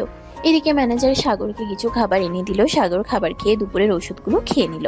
সন্ধ্যা হতেই সাগর অফিস থেকে বের হয়ে বাড়ির দিকে যাইতেছে। এমন সময় মরিয়ম সাগরের সামনে এসে দাঁড়ালো আর বলতে লাগলো, সাগর, আই এম রিয়েলি সরি। আসলে আমার বাবার টাকার অহংকারে আমি অনেক কিছু করেছি, কিন্তু আম্মু গতকালকে আমাকে অনেক বুঝিয়েছে। আমি এখন সব কিছুই বুঝে গেছি। প্লিজ আমাকে মাফ করে দাও। আমি তোমার সাথে অনেক বড় অন্যায় করেছি। আমার জন্যই তোমার শরীরের এই অবস্থা। আরে ম্যাডাম, আপনি কি বলতেছেন? আপনার জন্য শরীরের এই অবস্থা হবে কেন? আমার নিজের ভুল এবং অপরাধের জন্যই শরীরের এই অবস্থা হয়েছে। তোমার নিজের কোনো ভুলই ছিল না, আর অপরাধ করো নাই। তুমি সব সময় আমাদের অফিসকে সামনে এগিয়ে নিয়ে যাওয়ার জন্য কাজ করেছো, কিন্তু আমি বিষয়টা বুঝতে পারি নাই। এখন আস্তে আস্তে পুরো বিষয়টা বুঝে ফেলেছি। প্লিজ আমাকে মাফ করে দাও। আমি তোমার দুটো পায়ে পড়তেছি। এই বলে মরিয়ম যেই সাগরের পা ধরতে যাবে, এমন সময় সাগর দূরে সরে গেল আর বলতে লাগলো, আরে ম্যাডাম, আপনি এসব কি করতেছেন? এসব করবেন না। এসব করলে আমি নিজেকে আরও ছোট মনে করব। আমার এসবের প্রয়োজন নেই। আপনি এখন যেতে পারেন। আমি কিছুই মনে করি নাই। সত্যি কিছু মনে করো নাই তো? না, আমি সত্যি কোনো কিছু মনে করি নাই। আপনি এখন বাসায় চলে যান। আমার সাথে কেউ দেখলে খারাপ মনে করবে আবার আপনাকে, কারণ আমি তো খারাপের সাথে মিশা ভালো না। প্লিজ সাগর, আর এমন হবে না। কখনো আমাকে এবারের মতো মাফ করে দাও। আচ্ছা, মাফ করে দিলাম। এখন আপনি যান, আমিও গেলাম। এই বলে সাগর ওইখান থেকে তাড়াতাড়ি করে চলে আসলো তার বাসায়। অন্যদিকে মরিয়ম বাড়িতে গিয়ে ফ্রেশ হয়ে নিচে এসে খাবার টেবিলে বসে আছে। এমন সময় মরিয়মের আব্বু বলতে লাগলো, কিরে, সাগরের অবস্থা কি? সে কি আজকে অফিসে গিয়েছিল? তাকে অনেকগুলো কল দিয়েছিলাম, কল রিসিভ করে নাই। হ্যাঁ আব্বু, সে আজকে অফিসে গিয়েছিল, তবে শরীর ক্লান্ত থাকার কারণে আবার অজ্ঞান হয়ে গিয়েছিল। তখন আমি আর ম্যানেজার তাকে জ্ঞান ফিরিয়েছিলাম। ও আচ্ছা, খাবার টেবিলে বস, খাওয়া দাওয়া শেষ করি। আর অফিসের ক্লায়েন্ট নিয়মিত আসতেছে নাকি? হ্যাঁ, নিয়মিত তো আসতেছে। মালপত্রগুলো এসে দেখা যাচ্ছে কেমনভাবে তৈরি হচ্ছে। কিন্তু সাগর যদি ভালো থাকতো তাহলে আজকে আরো ভালো প্রোডাকশন আসতো। দেখলি তো, আসল হেড হচ্ছে সাগর। সে যদি এই অফিসে কাজ না করে তাহলে এই অফিসগুলাই যাবে। যাই হোক, খাওয়া দাওয়া কর আর সাগরের খেয়াল রাখিস। এই বলে মরিয়মের আব্বু খাবার খেয়ে উঠে চলে গেল। অন্যদিকে মরিয়ম সে আগের জায়গায় বসে চুপচাপ খাবার খাইতেছে। এমন সময় মরিয়মের আম্মু বলতে লাগলো, কিরে, তোর কি হয়েছে? এইভাবে আজকে চুপচাপ খাবার খাচ্ছিস? অন্য সময় তো অনেক কথা বলতি, আজকে চুপচাপ খাবার খাচ্ছিস কেন? এমনিতেই আম্মু ছেলেটার কথা ভাবছিলাম। আসলে ছেলেটা দেখতে সাধারণ হলেও তার মধ্যে অনেক মেধা আছে, যেগুলো সে কাজে লাগায়। আর মানুষের সাথে কিভাবে ভালো ব্যবহার করতে হয় সেটা সে খুব ভালো করেই জানে। ও আচ্ছা। মরিয়ম এইসব কথা বলতেছে তার আম্মুর সাথে। বেশ কিছুক্ষণ এইসব কথা বলে খাবার খেয়ে চলে আসলো তার রুমে। দেখতে দেখতে এভাবে রাত কেটে গেল। পরের দিন সকালে মরিয়ম অফিসে এসে দেখে সাগর কাজ করতেছে। সাগরের সাথে বসে আছে আরেকটা মেয়ে। মেয়েটাকে দেখে মরিয়ম চলে আসলো সাগরের কাছে আর বলতে লাগলো, কি ব্যাপার সাগর, এই মেয়েটাকে? তাকে তো আগে কখনো এখানে দেখি নাই। আর এই মেয়েকে তুমি এখানে কি করো? ম্যাডাম, আজকে আমি নতুন জয়েন করেছি। আমার জয়েন করার কথা ছিল আরো 2 মাস আগে, যখন আপনার আব্বু ছিল এই অফিসে তখন। কিন্তু আমি অসুস্থ থাকার কারণে জয়েন করতে পারি নাই। পরে গতকালকে রাতে আপনার আব্বুর সাথে কথা বললাম, তখন আপনার আব্বু বলেছে যে অফিসে আসার জন্য, তাই এসেছি। অফিসে এসেছো ভালো কথা, তাই বলে এখানে কি করতেছো? উনি আমার কাছে এসে কাজ শেখার জন্য স্যার বলেছে যে তাকে কাজে শিখিয়ে এরপর তার কেবিনে পাঠানোর জন্য। তাই আমি আমার পাশে বসিয়ে রেখে কাজ শিখিয়ে দিতেছি। ও আচ্ছা, তাহলে কাজ শেখাও, আমি গেলাম। এই বলে মরিয়ম চলে আসলো তার কেবিনে। চেয়ারে বসে কাজ করতেছে, কিন্তু তার কাজে মনোযোগ আসতেছে না। বারবার শুধু সাগরের দিকে তাকাচ্ছে। হঠাৎ করে মেয়েটা সাগরের হাত ধরে কি যেন করতেছে, এটা দেখে মরিয়ম তাড়াতাড়ি করে চলে আসলো সাগরের কেবিনের সামনে। মেয়েটাকে উদ্দেশ্য করে বলতে লাগলো, এই মেয়ে, তুমি সাগরের হাত ধরে কি করতেছো? আর সাগর, তুমি মেয়েটার হাত ধরে কি দেখিয়ে দিতেছো? ম্যাডাম, মেয়েটাকে কাজ বুঝিয়ে দিতেছি কিভাবে কি করতে হবে। ও আচ্ছা, ঠিক আছে, কাজ বুঝিয়ে দাও তাহলে। আর হ্যাঁ, সাবধান, বেশি কিছু কিন্তু না। এই বলে মরিয়ম আবার চলে গেল তার কেবিনে। এদিকে মেয়েটা সাগরকে উদ্দেশ্য করে বলতে লাগলো, আপনার বস পাগল নাকি? এইরকম আচরণ করে কেন? আমি তো আপনার হাত ধরে কাজ বোঝার চেষ্টা করেছিলাম, কিন্তু আপনার বস তো দেখি রীতিমতো রেগে আগুন হয়ে গেছে। আপনার সাথে কোনো সম্পর্কে আছে নাকি আপনার বসের? আমার হাতের দিকে একবার তাকিয়ে দেখেন। আমার হাতের এই অবস্থা উনিই করেছে। যদি তার সাথে আমার সম্পর্ক থাকতো তাহলে উনি কি আর আমার হাতের এই রকম অবস্থা করতে পারতো? আপনি নিজেই বলেন। আপনার মনে হয় বিবেক বুদ্ধি নেই, তার জন্য আপনি বলতেছেন ওনার সাথে আমার সম্পর্ক আছে। তার ছাড়া মেন্টালের সাথে সম্পর্ক করা যায়, কিন্তু এরকম হাফ মেন্টালের সাথে কখনোই সম্পর্ক তো দূরের কথা, কখনো কোনো কিছু করা যায় না, এমনকি কথাও বলা যায় না। সাগর মেয়েটার সাথে এরকম কথা বলতেছে আর কাজ বুঝিয়ে দিতেছে। দুপুর অব্দি কাজ বুঝিয়ে দিয়ে মেয়েটাকে পাঠিয়ে দিল তার কেবিনে। এদিকে দুপুরে লাঞ্চের টাইম হয়ে যেতেই সাগর চলে আসলো ক্যান্টিনে। খাবার খেয়ে যেই তার কেবিনে যেতে যাবে এমন সময় মরিয়ম সাগরকে ডাকতে লাগলো আর বলতে লাগলো, এই মিস্টার সাগর, একটু এই দিকে আসেন। মরিয়মের ডাক শুনে সাগর চলে আসলো মরিয়মের কেবিনে। এসে দেখে মরিয়ম কি যেন একটা ফাইল নিয়ে বসে আছে। সাগরকে ফাইলটা দেখিয়ে বলতে লাগলো, আমার হাত ধরে বুঝিয়ে দেন যান, এই ফাইলটা কোথায় কি করতে হবে। ওই মেয়েটাকে যেভাবে বুঝিয়ে দিয়েছেন আমাকেও বুঝিয়ে দেন। আপনি আমার বস হয়ে এমপ্লয়ের কাছ থেকে এইসব কিছু শিখতেছেন, এটা কিন্তু একদম ঠিক না। আর আপনি আশা করি এই কাজটা পারেন, কিন্তু আপনি এরকম করতেছেন কেন? আমাকে কি এই অফিসে থাকতে দিবেন না? আর আমি তো ডিসাইড করে নিয়েছি 1 তারিখে এই অফিস থেকে চলে যাব। 1 তারিখে এই অফিস থেকে চলে যাবে কেন? আমি কি তোমাকে আবার কিছু করেছি নাকি যে তুমি এই তারিখে এই অফিস থেকে চলে যাবে? আমি তো তোমাকে কোনো কিছুই করি নাই। আমার আর এই অফিস ভালো লাগে না, এটার জন্য আমি এই অফিস ছেড়ে চলে যাব। এই ভুল কখনোই করার সাহস দেখাবেন না। সাহস দেখালে আপনার হাড্ডি ভেঙে ঝুলিয়ে দেব। চুপচাপ কাজ করতে থাকেন আর আমাকে এটা বুঝিয়ে দিয়ে এরপরে কেবিনে যান। সাগর মরিয়মকে ফাইলটা বুঝিয়ে দিয়ে চলে আসলো তার কেবিনে। এসে দেখে সেই মেয়েটা বসে আছে। মেয়েটাকে দেখে সাগর বলতে লাগলো, কি ব্যাপার, আপনি আবার এখানে আসলেন? কোনো সমস্যা হয়েছে নাকি? আসলে একেবারে লাস্ট মাথায় কাজ করতে আমার ভালো লাগতেছে না। আপনার সাথে বসে কাজ করলে কি কোনো সমস্যা আছে নাকি ম্যাডাম? কি কোনো কিছু বলবে? আমি তো বলতে পারতেছি না ম্যাডাম, আপনাকে কিছু বলবে নাকি। তবে আপনি বসে কাজ করতে থাকেন ম্যাডাম, যদি কিছু বলে তাহলে না হয় আপনি আপনার কেবিনে চলে যাবেন তখন। ঠিক আছে, আমি তাহলে আপনার পাশে বসে কাজ করতে থাকি। এই বলে মেয়েটা সাগরের পাশে বসে কাজ করতে লাগলো। এদিকে মরিয়ম কাজ করতেছে। হঠাৎ তার চোখ সাগরের দিকে পড়তেই দেখতে পেল মেয়েটা সাগরের গা ঘেঁষে বসে কাজ করতেছে। এটা দেখার পর মরিয়ম তাড়াতাড়ি করে চলে আসলো সাগরের কেবিনের সামনে। মেয়েটাকে উদ্দেশ্য করে বলতে লাগলো, এই মেয়ে তোমাকে কাজ বুঝিয়ে দেয় নাই সাগর? হ্যাঁ ম্যাডাম, কাজ বুঝিয়ে দিয়েছে, কিন্তু আমার একেবারে লাস্ট মাথায় কাজ করতে ভালো লাগছে না। তাই আর কি আমি ওনার কেবিনে এসে ওনার সাথে হালকা পাতলা কথা বলতেছি আর কাজ করতেছি। খুব ভালোই লাগতেছে, আর যেটা পারতেছি না ওইটা বুঝিয়ে দিতেছে। এত বোঝানোর দরকার নেই, যতটুকু কাজ পারেন ততটুকু গিয়ে করেন। আর এখানে মেশিন আনা যাবে না। আপনি এখানে কাজে বসে কি কাজ করতেছেন দেখি? সামান্য একটা ফাইল রেখে চুপচাপ বসে আছেন। মিস্টার সাগর, আপনি কিছু বলেন না কেন? ম্যাডাম, মেয়েটা নতুন তো তাই আর কি কিছু বললাম না। কাল থেকে না হয় তার কেবিনে গিয়ে কাজ করবে, আজকে আপনি তাকে ছেড়ে দেন। কাউকে ছাড়াছাড়ি করার দরকার নেই। এই মেয়ে, তুমি তোমার কেবিনে যাও, আর জরুরি দরকার ছাড়া এখানে আসবে না। কেন ম্যাডাম? এখানে আসলে আপনার শরীর জ্বালা পোড়া করে নাকি যে এইভাবে আপনি বারবার চলে আসেন? নাকি ওনার সাথে আপনি কোনো সম্পর্কে জড়াতে চাচ্ছেন, কোনটা? এই যে মিস, আপনি কিন্তু এখন বেশি বলে ফেলতেছেন। আপনি আপনার কেবিনে যান, আমার এখানে আসার দরকার নেই। আপনাকে কাজ শিখিয়ে আরো বড় মহা বিপদে পড়লাম। মেয়েটা আর সাগরের কেবিনে না থেকে ওইখান থেকে চলে গেল তার কেবিনে। মরিয়ম আর কিছু না বলে চলে গেল তার কেবিনে। সে কাজ করতে লাগলো। দেখতে দেখতে সন্ধ্যা হয়ে গেছে। সন্ধ্যা 6টা। সাগর তার কাজ শেষ করে বসে আছে। এমন সময় মরিয়ম আসলো, সাগরকে উদ্দেশ্য করে বলতে লাগলো, সাগর, তোমার কি একটু সময় হবে আমার সাথে 1 কাপ কফি খাওয়ার জন্য?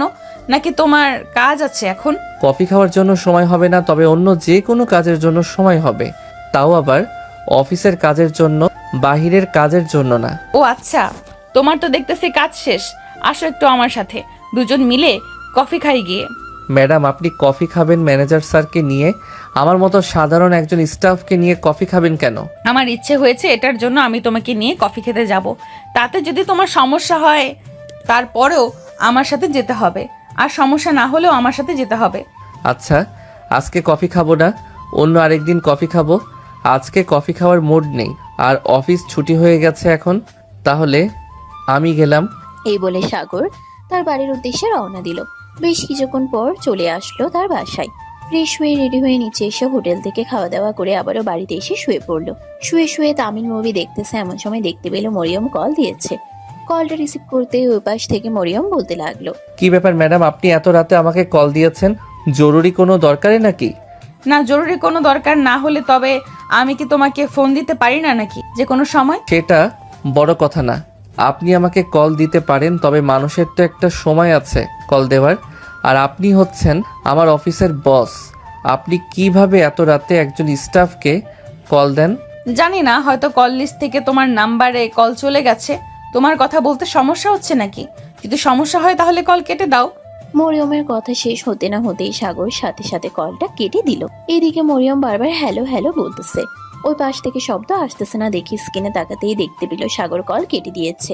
এটা দেখে মরিয়ম আর সাগরকে কল দিল না। পরের দিন সকালে সাগর অফিসে যেতেই মরিয়মের ডাক। সাগর কোনো কিছু চিন্তা না করে চলে আসলো মরিয়মের কেবিনে। মরিয়ম সাগরকে দেখে বলতে লাগলো, তোমার কেবিনটা আমার কেবিনে শিফট করে ফেলবো, এতে কি তোমার সমস্যা হবে? হ্যাঁ ম্যাডাম, এতে আমার সমস্যা হবে, কারণ আমি মেয়ে মানুষের সামনে কোনো কাজ করতে পারি না। আর আপনি তো আমার অফিসের বস, আপনার সামনে তো আরও কাজ করতে পারবো না। কেন কাজ করতে পারবে না? কেন, কি সমস্যা যে তুমি কাজ করতে পারবে না? সমস্যা তো অনেক আছে, এই সমস্যাগুলোর সমাধান আপনার মধ্যে নেই। যাই হোক, এত বেশি কথা না বাড়াই, আমি আমার কেবিনে যাই, কাজ আছে অনেক। এই বলে সাগর চলে গেল তার কেবিনে। বেশ কিছুক্ষণ পর সাগর কিছু ফাইল নিয়ে চলে আসলো মরিয়মের কেবিন। মরিয়মকে দিয়ে বলতে লাগলো, এই নেন ফাইলগুলো, আর এই ফাইলটা আমি অনন্যা গ্রুপ অফ কোম্পানিতে দিয়ে আসতেছি। স্যার আমাকে ফোন দিয়ে বলেছে যে এই ফাইল অনন্যা গ্রুপ অফ কোম্পানিতে দিয়ে আসার জন্য।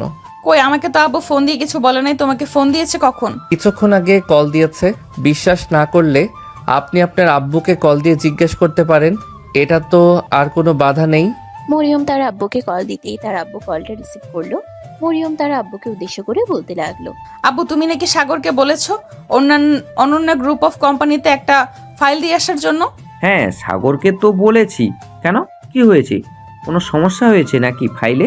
কোনো সমস্যা হয় নাই, আমাকে তো কিছু বলো নাই, তাই আর কি আমি তোমাকে ফোন দিয়ে জিজ্ঞেস করলাম। আচ্ছা রাখি তাহলে এখন। এই বলে মরিয়ম কলটা কেটে দিয়ে সাগরকে উদ্দেশ্য করে বলতে লাগলো, চলো আমিও যাব তোমার সাথে। সাগর মরিয়মকে কিছু বলল না, কারণ সে জানে এখন যদি কিছু বলে তাহলে মরিয়ম নিশ্চয়ই তাকে কিছু করবে। তাই কিছু না বলে দুইজন চলে আসলো নিচে। মরিয়ম আর সাগর মরিয়মের গাড়িতে উঠে বসে পড়লো। ড্রাইভার গাড়ি চালাচ্ছে। বেশ কিছুক্ষণ পর চলে আসলো দুজন অনন্যা গ্রুপ অফ কোম্পানিতে। সাগর ফাইলটা দেওয়ার জন্য অনন্যা ম্যাডামের কেবিনে প্রবেশ করতেই অনন্যা ম্যাডাম সাগরকে দেখে বলতে লাগলো, এই mister Sagar, how are you? I am fine, আপনি কেমন আছেন ম্যাডাম? আমিও আলহামদুলিল্লাহ ভালো আছি। ফাইলটা দাও, আর তোমরা দুজন এখানে বসো, একটু আমি ফাইলটা দেখি। ভুল না হলে আমার তরফ থেকে তোমাকে আজকে ট্রিট দেব। সাগর আর মরিয়ম বসে রইল। অনন্যা ফাইলটা দেখার পর সাগরকে উদ্দেশ্য করে বলতে লাগলো, তা সাগর, আপনি তো দেখি খুব ভালো কাজ করতে পারেন, একটা ভুলও নেই। এরকম কাজই তো আমাদের দরকার। আপনি এক কাজ করেন, ওই অফিস থেকে চাকরি ছেড়ে দিয়ে আমাদের অফিসে জয়েন করেন। মাসে আপনাকে ভালো অ্যামাউন্টের একটা বেতন দিয়ে দেবো আমরা। দরকার নেই, আমি যে অফিসে চাকরি করি ওই অফিসে চাকরি করব। ওই অফিসে আমি বেতন যত পাই আমার একা ওই টাকা দিয়ে চলে যায়। ওকে চলো, তাহলে তোমাকে আজকে ট্রিট দিই। আর মিস মরিয়ম, আপনি যেহেতু এসেছেন আপনিও ট্রিট পেয়ে যাবেন। চলেন, আজকে দুপুরে লাঞ্চ তিনজন একসাথে করব। অনন্যা এইসব কথা বলে সাগর আর মরিয়মকে নিয়ে ওইখান থেকে চলে আসলো একটা বড় রেস্টুরেন্টে। তিনজন বসে খাবার খেতে লাগলো। খাওয়া দাওয়া শেষ করে সাগর আর মরিয়ম অনন্যার কাছ থেকে বিদায় নিয়ে চলে আসলো গাড়িতে। দুইজন পাশাপাশি বসে আছে এমন সময় মরিয়ম বলতে লাগলো, তোমাকে তো বেশ ভালো একটা অফার করেছিল, ভালো টাকা উপার্জন করতে পারতে, যাও নাই কেন সেখানে? ম্যাডাম, আমি একলা মানুষ, এত টাকা দিয়ে আমি কি করব?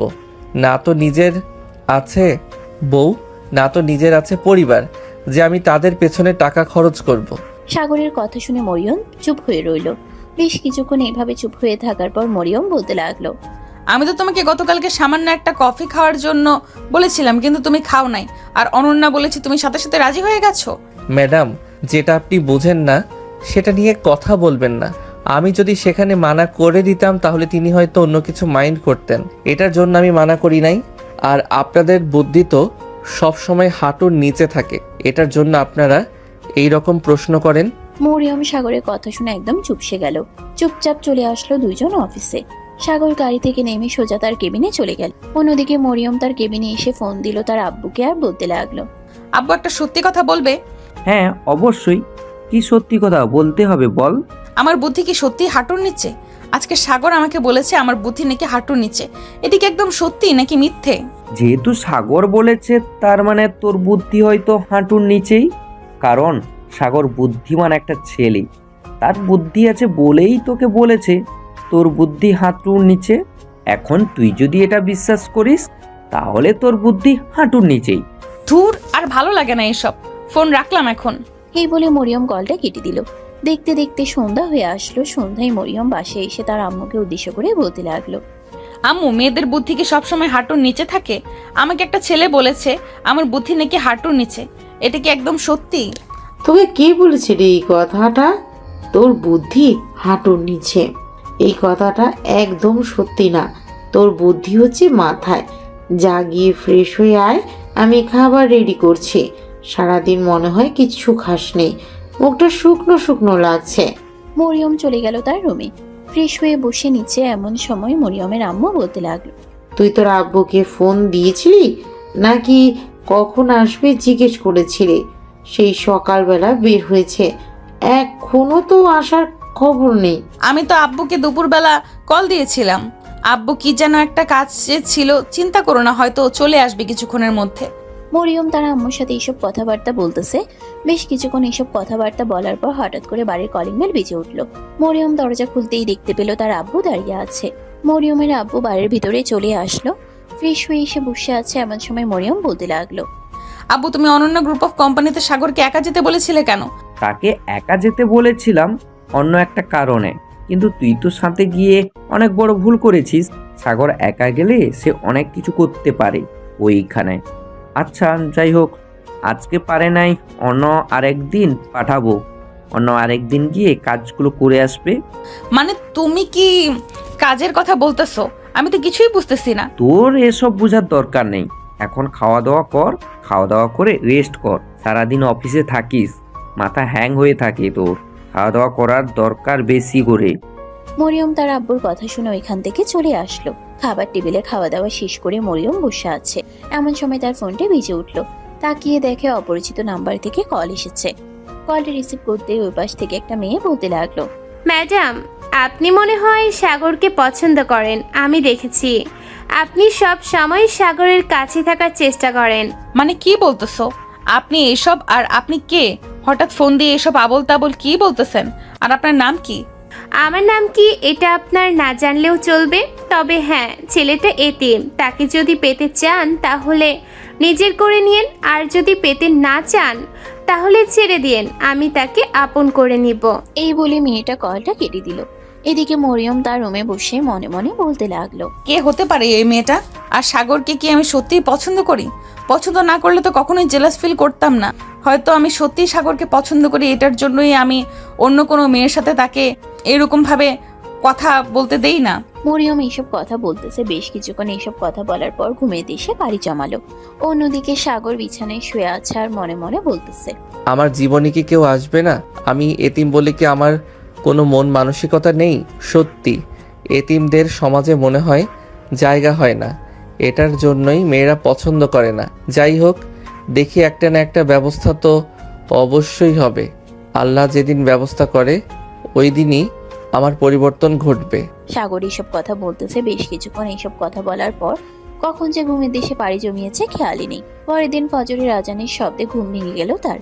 ঘুম থেকে উঠে ফ্রেশ হয়ে তাড়াতাড়ি করে ওইখান থেকে চলে আসলো বাহিরে। সকালে নাস্তা করে বাসে এসে অফিসের জন্য রেডি হয়ে অফিসে যাইতেছে। এমন সময় হঠাৎ পিছন থেকে কে যেন তাকে ডাক দিল। সাগর পিছনে ফিরতেই দেখতে পেল সেই মেয়েটা। সাগর মেয়েটার সাথে টুকটাক কথা বলতে বলতে চলে আসলো অফিসে।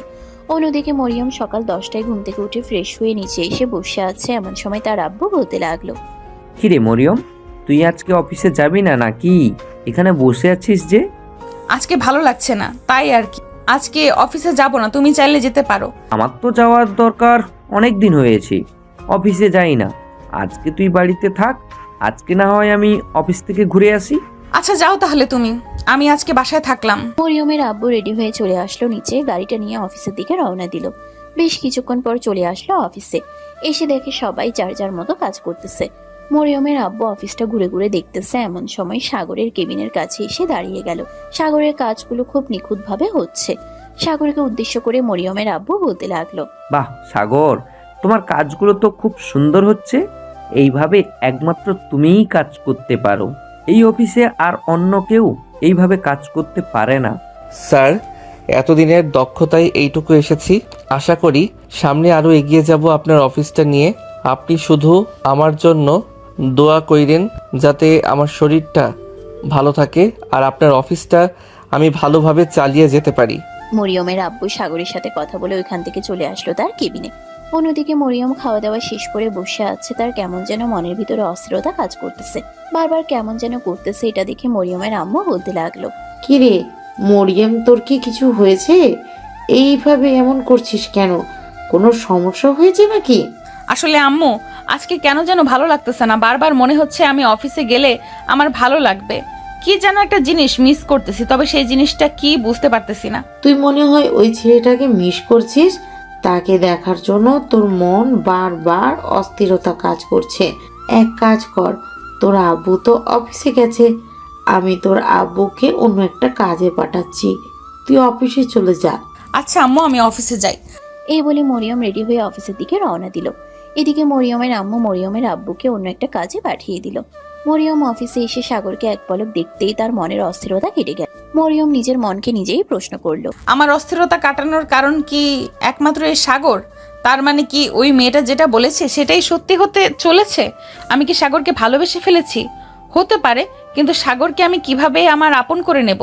মরিয়ম বসে বসে এইসব চিন্তা করতেছে। বেশ কিছুক্ষণ এইসব চিন্তা করে চলে আসলো সাগরের কেবিনে। সাগরের সাথে টুকটাক কথা বলতে লাগলো। বেশ কিছুক্ষণ টুকটাক কথা বলার পর মরিয়ম বলতে লাগলো। সাগর, আজকে তো তেমন বেশি কাজ নেই, চলো না আজকে দুজনে মিলে কফি খেয়ে আসি। প্লিজ অন্তত এই রিকোয়েস্টটা রাখো। আচ্ছা, আপনি যেহেতু এত করে বলতেছেন আপনার সাথে কফি খাওয়ার জন্য, তাহলে আমি আজকে আপনার সাথে কফি খেতে যাব। লাঞ্চের টাইমে কাজ পুরোপুরি কমপ্লিট হয়ে যাবে, তখন না হয় কফি খেতে বের হব। আচ্ছা, আমি তাহলে এখন আমার কেবিনে গেলাম। এই বলে মরিয়ম চলে গেল তার কেবিনে। অন্যদিকে মরিয়মের আব্বু সব নিয়ে বাড়িতে ফিরতেই মরিয়মকে না দেখতে পেয়ে বলতে লাগলো। কি ব্যাপার মরিয়মের মা? মরিয়ম কোথায় গেছে? মরিয়ম অফিসে গেছে, তুমি এখানে বসো, আমি তোমাকে সবকিছু খুলে বলছি। মরিয়মের আম্মু মরিয়মের আব্বুকে সবকিছু খুলে বলতেই মরিয়মের আব্বু বলতে লাগলো। এখন তুমি কি চাও আর তোমার মেয়ে কি চায়? আমি তো চাচ্ছিলাম যে ছেলেটার যেহেতু বাবা মা নেই, সো মরিয়মের সাথে বিয়ে দিয়ে আমাদের বাসায় রেখে দিতে। এইখানে থাকলে ছেলেটা সবসময় হাসি খুশি থাকবে। আমার জানা মতে হয়তো সে এই বাড়িতে থাকবে না, যদিও বিয়ে করে। আমার মনে হয় ছেলেটা এই বাড়িতে থাকবে না। আচ্ছা মরিয়ম আসুক, রাতে তার সাথে কথা বলে দেখো মরিয়ম কি চায়, ছেলেটাকে বিয়ে করতে চায় নাকি অন্য কিছু। হ্যাঁ, দেখি মেয়েটার সাথে কথা বলে মেয়েটা কি বলে। মরিয়মের আম্মু মরিয়মের আব্বুকে খাবার দিয়ে দিল দুপুরের। অন্যদিকে মরিয়ম আর সাগর চলে আসলো দুপুরে একটা কফি শপে। দুজন সামনাসামনি বসে কফি খাইতেছে। এমন সময় মরিয়ম হঠাৎ করেই সাগরের একটা হাত ধরে ফেললো আর বলতে লাগলো। সাগর, আমি তোমাকে এতদিনে ভালোবেসে ফেলেছি। আমি তোমাকে এক নজর না দেখলে আমার মন অস্থিরতা কাজ করে, আমার ভালো লাগে না। প্লিজ আমাকে তুমি ফিরিয়ে দিও না, আমাকে তোমার আপন করে নাও। ম্যাডাম, আপনি খুব ভালো করেই জানেন আমি একটা এতিম ছেলে, আমার কেউ নেই, আর কখন মারা যাই এটাও ঠিক নেই। আমাকে যদি আপনি ভালোবাসেন তাহলে আমি মনে করব যে আপনি সবচাইতে বড় বোকামি করতেছেন, আর আমি আপনাকে তো ভালোবাসতেই পারবো না। এটাই হচ্ছে আমার আসল কথা। কেন পারবে না? আমি কি দেখতে খারাপ নাকি যে তুমি আমাকে ভালোবাসতে পারবে না? নাকি আমার কোনো অপরাধ আছে? আমি আগের অপরাধের জন্য মাফ চাইতেছি, দরকার পড়লে তোমার পা ধরে মাফ চাইবো, তারপরেও আমাকে ফিরিয়ে দিও না। আপনি আর 2-3 দিন ভেবেচিন্তে দেখেন, যদি মনে করেন যে আমার কাছে আপনার শান্তি, তাহলে আমি মানা করব না। তবে আপনার আব্বু আম্মু নিজে এসে আমাকে বলতে হবে, তাহলে আমি আপনাকে বিয়ে করতে পারবো। এছাড়া আপনাকে বিয়ে করতে পারবো না, কারণ তাদের জানা দরকার আমি যে এতিম। আচ্ছা, আমি আব্বু আম্মুকে নিয়ে তোমার সামনে হাজির হব। তুমি তোমার বাড়ির ঠিকানা দাও, আমি তোমার বাড়িতে নিয়ে যাব আমার আব্বু আম্মুকে। আমার কোনো বাড়ি নেই, আমি একটা হোস্টেলে থাকি। আপনি আপনার আব্বু আম্মুকে রাজি করিয়ে আমাকে বললেন, তখন না হয় একটা কফি শপ বা রেস্টুরেন্টে দেখা হবে। আচ্ছা, তবে ওরা যদি রাজি হয়ে যায় যে কোনো মুহূর্তে কিন্তু আমাকে বিয়ে করতে হবে। যদি বলি আজকে বিয়ে করার জন্য, তাহলে আজকেই বিয়ে করতে হবে। পারবে তো? এটা আপনার আব্বু আম্মুর উপর ডিপেন্ড করবে। তারা যদি দিতে রাজি হয় তাহলে তো আমার তো করতে বাধা নেই, তারা তাদের মেয়েকে দিবে আর আমি তাদের মেয়েকে নিয়ে আসব। তবে একটা কথা মনে রাখবে, আমাকে তোমাদের বাসায় ঘর জামাই হিসেবে রাখতে পারবে না। এই জিনিসটা আমার একদম মোটেও পছন্দ না। তোমার বাসায় বেড়াতে যেতে পারবো 2 মাস পর পর, তাও আবার 2 দিনের জন্য। যদি রাজি থাকো তাহলে আইসো, আর না থাকলে কিছু করার নেই আমার। আমি রাজি আছি। মরিয়ম আর সাগর কফি খেয়ে অফিসে না গিয়ে দুজন দুজনের বাসায় চলে গেল। মরিয়ম কলিং বেল দিতেই তার আম্মু এসে দরজা খুলে দিল। মরিয়ম বাড়ির ভিতরে প্রবেশ করতে করতে তার আম্মুকে উদ্দেশ্য করে বলতে লাগলো, আব্বু আম্মু কোথায়? আব্বুকে একটু ডাক দাও, তোমাদের দুজনের সাথে আমার কথা আছে। কথাগুলো তোমাদেরকে মন দিয়ে শুনতে হবে, এরপরে উত্তর দিতে হবে। কই গো মরিয়মের আব্বু, একটু নিচে আসো তো। তোমার মেয়ে এসেছে, কি যেন বলবে আমাদের দুজনকে। মরিয়মের আব্বু নিচে এসে সোফায় বসে পড়লো।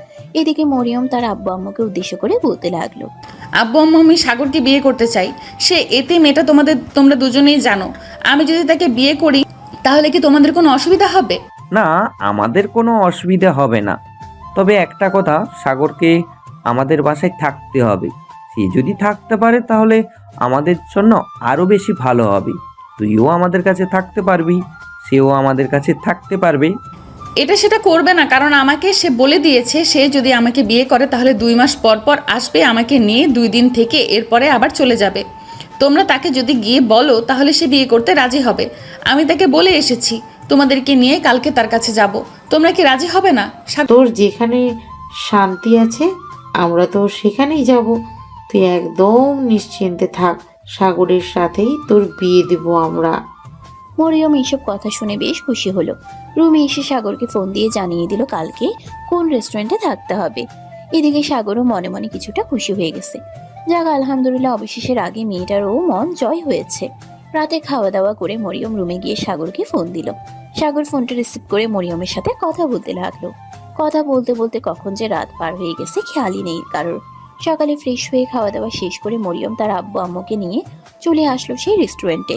এসে দেখে সাগর আগে থেকেই বসে আছে, 4 জন একসাথে বসে রইল। এমন সময় মরিয়মের আব্বু বলতে লাগলো, সাগর, আমরা তো সব কিছুতেই রাজি হয়েছি।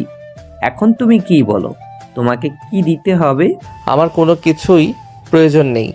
আমার যা ইনকাম আছে সেই ইনকাম দিয়ে আশা করি আমি আমার সব কিছু করতে পারবো, এবং আমি প্রত্যেক মাসে যেটা ইনকাম করি আমাদের দুজনের চলে যাবে।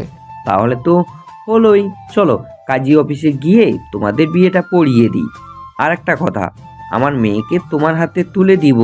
একটা মাত্র মেয়ে, দেখে শুনে রাইখো, কখনো যাতে কষ্ট না হয় তার। আশা করি আমার কাছে থাকলে কখনোই কষ্ট হবে না। আপনার মেয়ের আর কষ্ট হতেও দিব না আমি। মরিয়মের আব্বু আম্মু, মরিয়ম এবং সাগর চলে আসলো কাজী অফিসে। দুজনের বিয়েটা পড়িয়ে দিয়ে মরিয়মের আব্বু আম্মু চলে গেল বাসায়। অন্যদিকে মরিয়ম আর সাগর ঘোরাঘুরি করতেছে।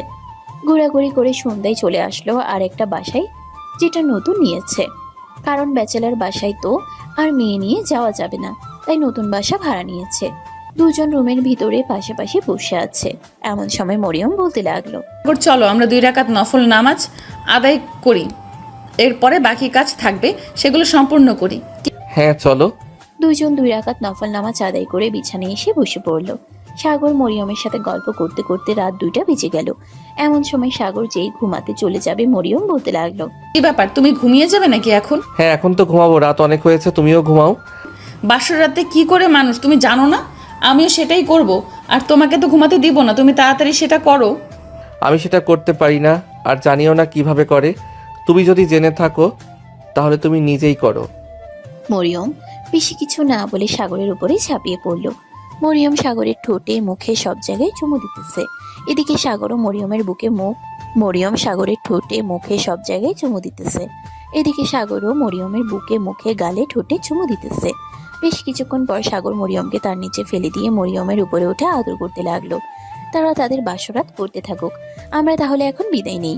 সবাই তাদের জন্য দোয়া করবেন যাতে তাদের সংসারে আলোকিত করে একটা কন্যা সন্তান আসে। আজকের গল্পটা এখানেই সমাপ্ত করলাম। সবাই ভালো থাকবেন, সুস্থ থাকবেন। ধন্যবাদ। সমাপ্ত।